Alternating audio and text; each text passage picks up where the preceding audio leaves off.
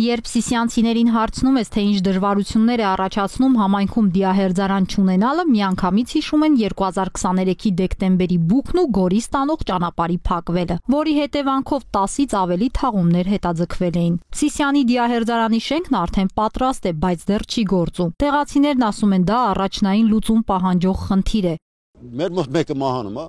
կարող է եւ շատ աղքատ մարդինի կամ հնարավորություններ չունենա, այդ մարդուն տանում են Գորիս։ Գորիս գնալ գանել ես, որ մեծ ծախսերի հետ կապված, ասենք թե Սիսյանը քանի տարի ընդհանրապես չունի դիահերձարան, որ ցույց ասեմ, երևի 10 տարի, եթե ոչ ավելի։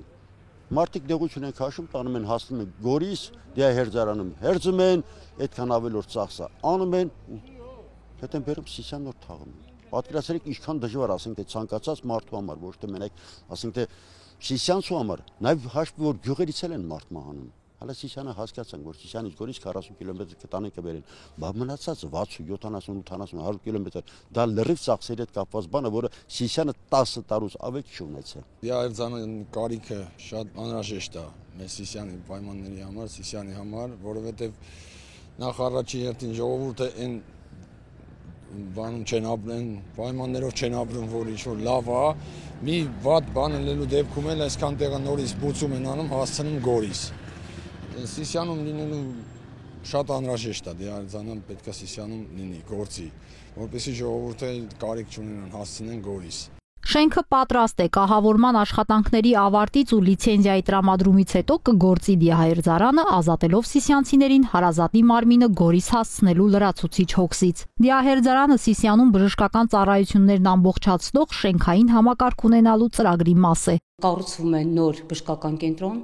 եվրոպական չափանիշներին համապատասխան եւ մեր կառավարության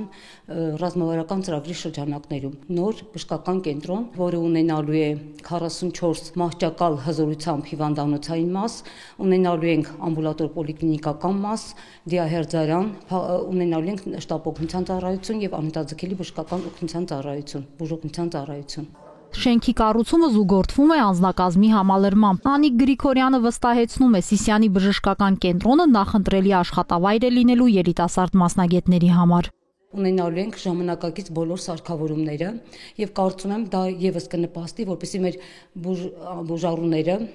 տեղում ավելի մաչելի, ավելի որակյալ ծառայություն ստանան եւ այլևս անհրաժեշտություն չլինի մեկնելու մայրաքաղաք համապատասխան բուժօգնություն ստանալու։ Իհարկե, այստեղ կարեւոր է նաեւ մեր նեղ մասնագետների, մեր բժշկական անձնակազմի համալրումը, որի ուղղությամբ եւս մեծ աշխատանքներ ենք տանում։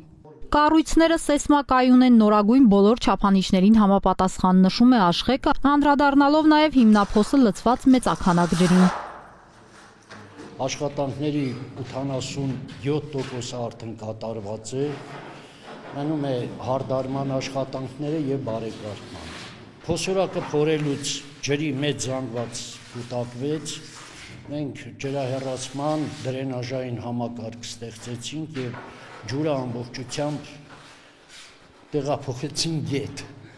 որոտան գետ։ Նոր բժշկական կենտրոնը 5500 քառակուսի մետր մակերեսով հսկայական շենք է։ Այն ամբողջությամբ պատրաստ կլինի այս տարվա 3-րդ եռամսյակում։